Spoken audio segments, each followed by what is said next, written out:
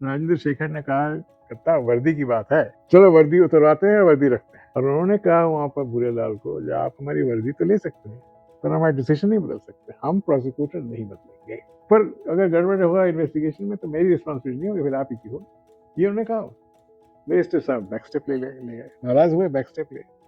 और मैंने तलाशी कर दी अमिताभ मोदी की और संजय सिंह की। अमिताभ मोदी के सर्च में मुझे वो अमिताभ मोदी की डायरी मिल गई, बड़ा जबरदस्त एविडेंस था। जो आपकी वाइफ कह रही है आप एफआईआर चला रहे हैं अमिताभ मोदी के साथ, आप खत्म करिए इसको, नहीं तो हमारी मैरिज खत्म हो जाएगी।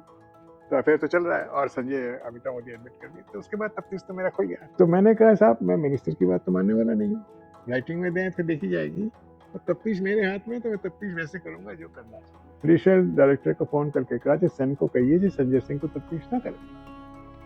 तो गाड़ी के नंबर से वो जुआ खेले। ये जो रिक्शा चलाते हैं, ऑटो रिक्शा तो था नहीं, रिक्शा चलाते हैं, ये जो बाबू सिंह स्टेडियम के सामने शाम को प्रैक्टिस करने के बाद वो जब निकले और अपने दुकान से कुछ पकौड़े खरीद के अपने घर बीवी के लिए ले जा रहे थे, और गाड़ी में मोटरसाइकिल के बैठने के लिए जब गए, तब 4 लोगों ने उन पर हमला किया और उनको गोली से मार दिया। आप सैयद मोदी को मरवा, वो नंबर उन्होंने दोहराया।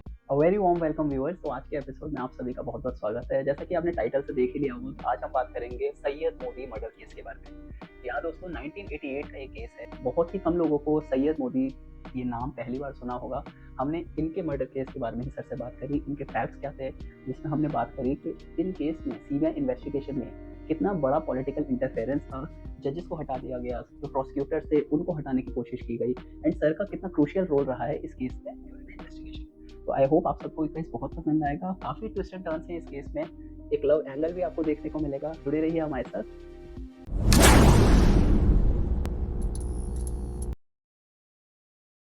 Good evening sir. सर आज के एपिसोड में हम बात करेंगे सैयद मोदी मर्डर केस के बारे में। सर सबसे पहले तो जो ये नाम है सैयद मोदी, इनफैक्ट मेरे को भी आपकी ही books CBI insider speaks corruption सीवन आई से पता लगा कि एक स्टार बैडमिंटन प्लेयर जो कि 3 टाइम इंटरनेशनल मेंस टाइटल का विजेता रह चुके हैं, 8 बार उन्हें इंडिया में मेंस टाइटल से नवाजा गया। तो इतने बड़े एक जेम प्लेयर की 88 में एक शाम को हत्या कर दी जाती है। तो सर थोड़ा-सा हमारे व्यूअर्स को बता दीजिए सैयद मोदी कौन थे, एंड जिनका इस तरीके से पॉलिटिकली मर्डर करवा दिया गया? 17 जुलाई 1987 या 88 उसका मर्डर लखनऊ में हुआ। मैं पंजाब सेल का डीआईजी, मैं दिल्ली में नहीं था। मेरी एक 14 दिन की ट्रेनिंग कोर्स, स्पेशल कोर्स और डीआईजी के साथ ऑफ द स्टेट्स हैदराबाद में चल रही थी, और मेरा ब्रांच के चार्ज में डीआईजी ओपी शर्मा, जो और जगह के डीआईजी थे, एडिशनल चार्ज संभाल रहे। अब पंजाब सेल के पास एक इंटरनेशनल बैडमिंटन प्लेयर का मर्डर इसलिए आया कि उस जमाने में टेररिज्म वॉज जबरदस्त फैला हुआ था कंट्री में, टेररिस्ट हावी हो रहे थे सब जगह। तो ये एस्यूम कर लिया गया कि ये एक टेररिस्ट क्राइम है, तो ये पंजाब सेल को दे दिया गया। और ओपी शर्मा अपनी टीम, मेरी टीम को लेके, मेरी पंजाब सेल की टीम को लेके लखनऊ पहुंच गए। मैं अपना ट्रेनिंग करके जब वापस आया तब मुझे कहा गया आप ज्वाइन करिए। तो मैंने थोड़ी आपत्ति तो की, मैंने कहा 2 डीआईजी कोई केस संभालते नहीं है और ओपी शर्मा इसे संभाल रहे हैं, मेरा जाना वाजिब नहीं। पर मेरे जो जॉइंट डायरेक्टर थे विशेष के दत्ता, वो घर आया और मुझे कहा नहीं आपको जाना है। मेरी थोड़ी उनसे बात भी हो गई ऊंची नीची, पर उन्होंने मेरी एक नहीं सुनी और मुझे लखनऊ जाने के लिए जबरदस्ती।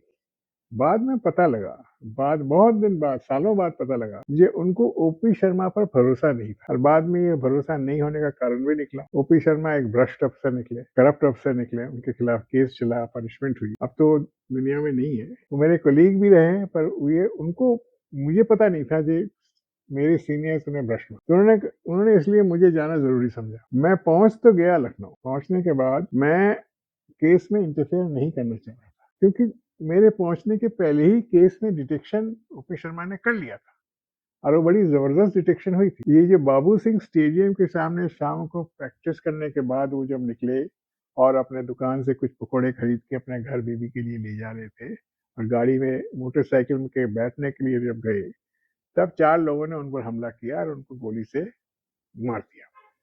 चारों चारों दोनों गोली चलाए, आर पार हो गया और वो वहीं मर गए।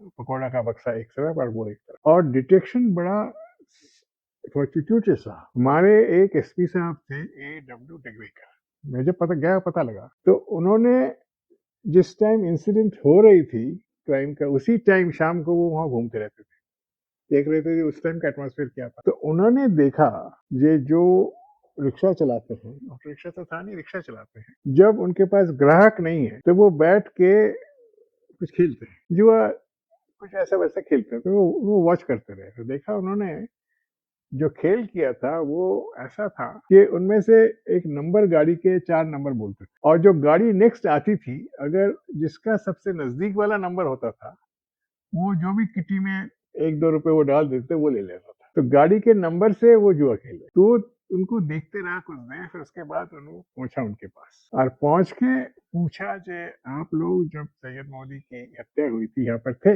मैंने कहा हम लोग थे। तो गाड़ी का नंबर आप नोट कर रहे हैं? तो उस टाइम भी क्या कोई गाड़ी के नंबर से आप नोट कर रहे थे? हाँ, हम लोग खेल रहे थे। तो आपको पता है कौन सी गाड़ी में उनकी हत्या हुई? बोले हाँ, वो नंबर हमने नोट किया है।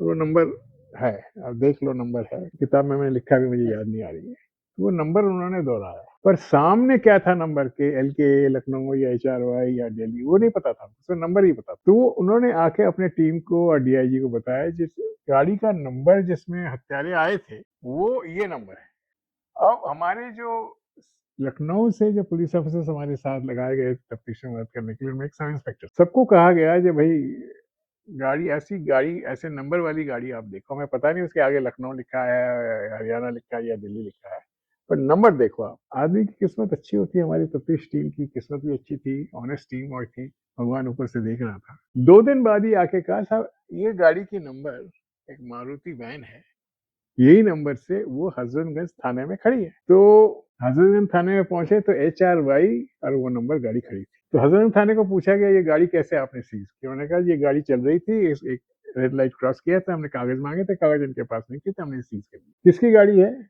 इसकी गाड़ी है। तो हमने उस जो बिजनेसमैन था जिसकी गाड़ी ये थी उसको इमीडिएटली बुलवाया, तब तक मेरे पहले ही ये सब इंसिडेंट हो गया था, उन्हें बुलवाया, तो वो आया, उसको कहा गया जी ये गाड़ी आपकी है? हाँ मेरी है। ये नंबर की गाड़ी के बारे में, ये गाड़ी आपके पास इस तारीख को थी? नहीं, मेरे पास तो नहीं थी। मैंने इस गाड़ी को अखिलेश सिंह एक MLA हैं उनको दे रखा था और उनकी गाड़ी मेरे पास थी। तो फिर क्या हुआ, तो गाड़ी मेरे पास वापस ही नहीं आई, ये चालान हो गया, थाने में पड़ी है। तो हमने, हमारे जो DIG साहब थे OP शर्मा जी, उन्होंने अखिलेश सिंह को बुलाया और अखिलेश सिंह को उन्होंने एक ही चीज कहा, आप कुर्सी पर बैठोगे या मेज पर बैठोगे? और तफ्तीश की, उसको कहा तो सारा खेल खुल गया। उसने कहा मैं सब कुछ बताता हूँ। मेरे सामने भी पहले बाद में बात हुई, पहले भी बात हुई। ये गाड़ी मैंने इन बिजनेसमैन से ले रखी थी क्योंकि संजय सिंह ने मुझे कहा था आज सैयद मोदी को मारना है।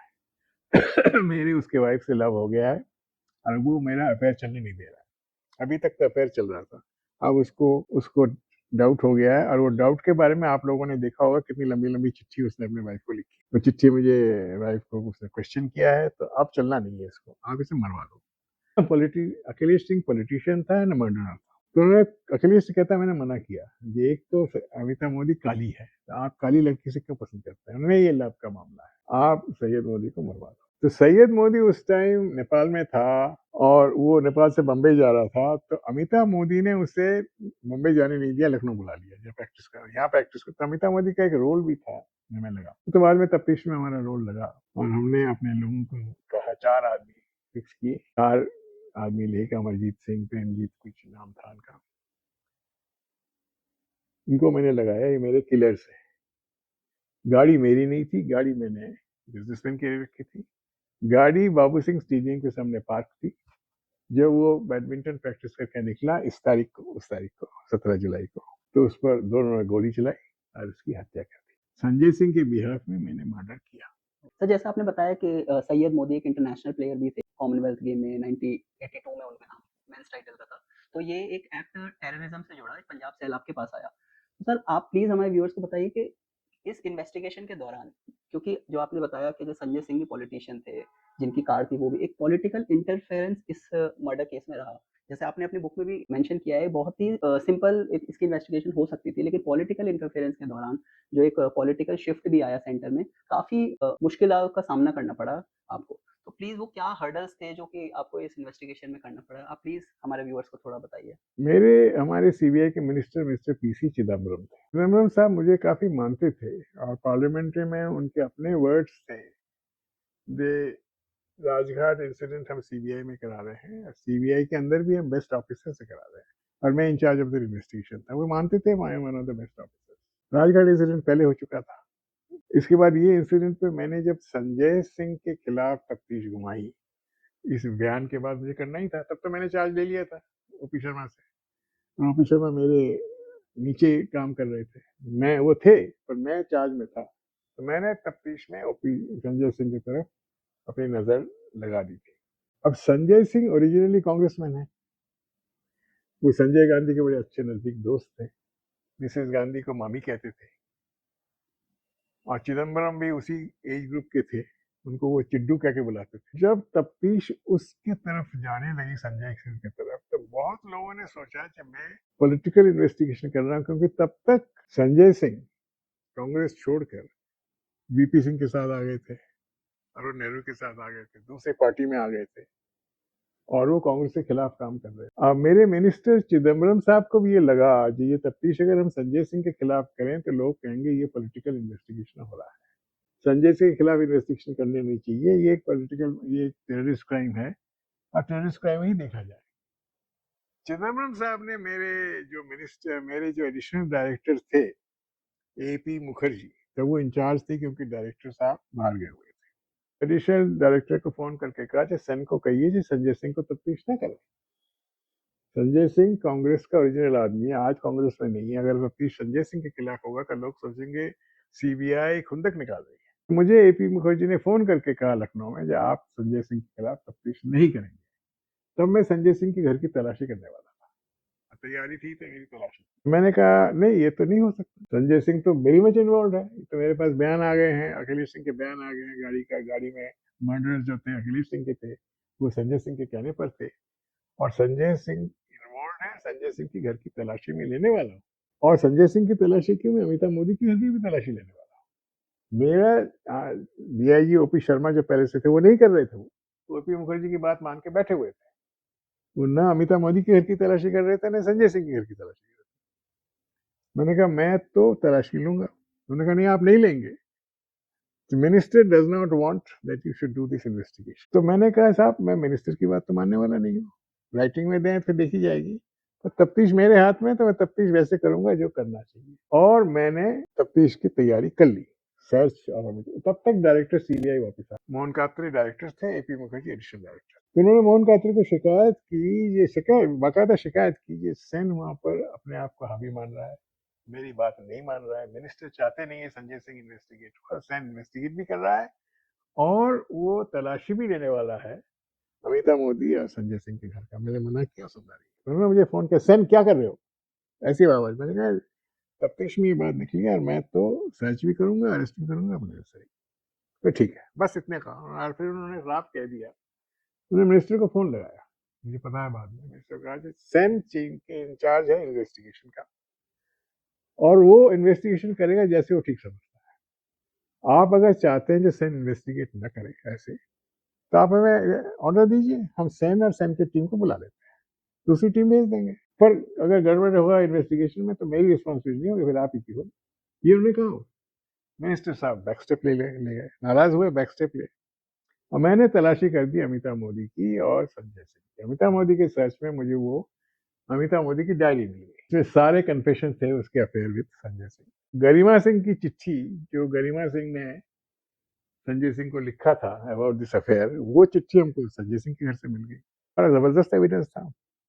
जब आपकी वाइफ कह रही है आप अफेयर चला रहे हैं अमिताभ मोदी के साथ, आप खत्म करिए इसको नहीं तो हमारी मैरिज खत्म हो जाएगी, तो अफेयर तो चल रहा है और संजय अमिताभ मोदी एडमिट कर दिए। तो उसके बाद तफ्तीश तो मेरा खुल गया। तब उसके बाद किसी ने मेरे से इंटरफेयर नहीं किया। और सबसे खुशी की बात है, जो मेरे डायरेक्टर नहीं थे राजेंद्र शेखर, जो बाद में डायरेक्टर बने, कहा जाता है उनके पास लोग गए और कहा जो सेन गलत काम कर रहा है, वो कांग्रेस को सपोर्ट कर रहा है संजय सिंह के खिलाफ तफ्तीश करके, तो उनके वर्ड्स कहते हैं वो कि उन्होंने कहा था, मुझे बड़ा खुशी होती है कहने के लिए, जिन्होंने कहा था कि अगर भगवान भी ऊपर से दिखे आके कहे सेन गलत तफ्तीश कर रहा है तो मैं नहीं मानूंगा, सेन गलत तफ्तीश कर ही नहीं सकता। और बाद में उन्होंने मेरा बड़ा साथ दिया, क्योंकि बाद में वही डायरेक्टर सीबीआई में। और जब इनका प्रोसिक्यूशन होने लगा और हमने अच्छा खासा एक प्रोसिक्यूटर बॉम्बे से एंगेज किया, संजय सिंह, अमिता मोदी अरेस्ट का प्रोसिक्यूशन, तो वीपी सिंह तब तक चीफ प्राइम मिनिस्टर बन चुके थे और संजय सिंह वीपी सिंह के बड़े भाई के दामाद थे, तो चाहते थे जो प्रोसिक्यूशन ठीक ना हो, तो उन्होंने थ्रू भूरेलाल जो प्रिंसिपल सेक्रेटरी, जॉइंट सेक्रेटरी थे प्राइम मिनिस्टर के ऑफिस में, उनके तरफ एक इंस्ट्रक्शन भेजी कि आप ये प्रोसिक्यूटर को हटा दी। तो एस के दत्ता जो मेरे एक जमाने हम लोग कोलीग्स थे कलकत्ता में और बाद में वो स्पेशल डायरेक्टर बन गए थे या जॉइंट डायरेक्टर थे। राजेंद्र शेखर मोहन कातर चले गए थे, राजेंद्र शेखर डायरेक्टर बन गए थे, शायद ए.पी. मुखर्जी भी चले गए थे और एस के दत्ता एडिशनल डायरेक्टर बन गए थे। एक दिन राजेंद्र शेखर ने कहा, कितना वर्दी की बात है, चलो वर्दी उतरवाते हैं, वर्दी रखते हैं।